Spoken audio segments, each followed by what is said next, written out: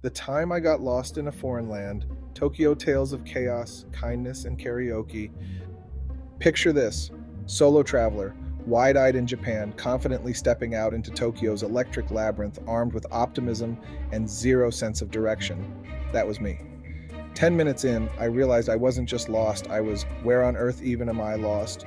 Google Maps was not a thing at the time. No GPS, just as far as you could see towering skyscrapers and underground alleyways. Panic was setting in, but any traveler knows rule number one: act like you know where you're going. Spoiler alert, I didn't. Instead, I did what any rational human would do when confused in Tokyo.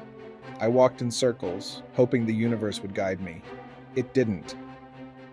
After a couple of hours of, is this the same vending machine I passed earlier?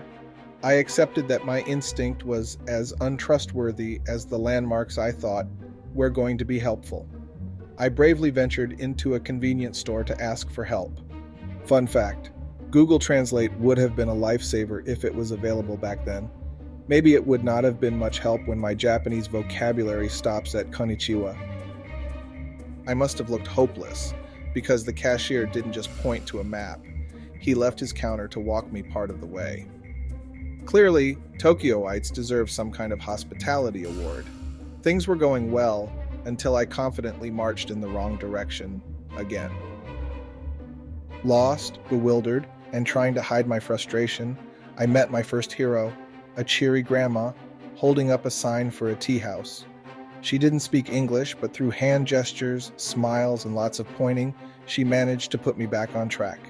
She even taught me how to say arigato with proper enthusiasm.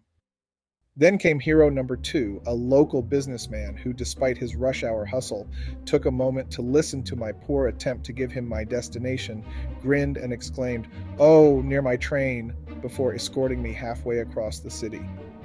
Tokyo truly is where schedules and kindness collide. By now, I had stumbled into the heart of an unfamiliar neighborhood filled with golden lanterns and the aromas of sizzling street food.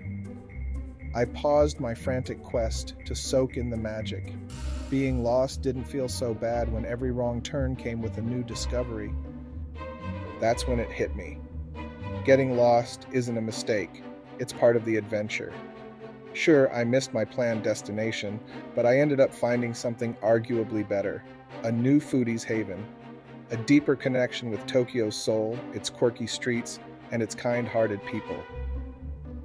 Just when I thought my Tokyo Odyssey couldn't get any stranger, I stumbled upon a karaoke bar. It felt like fate or hunger. I was desperate for snacks. Amid locals belting out Japanese pop hits, I was dragged on stage and handed a microphone. Do I know Japanese songs? Absolutely not. Did I enthusiastically sing an off-key rendition of Let It Go? You bet I did.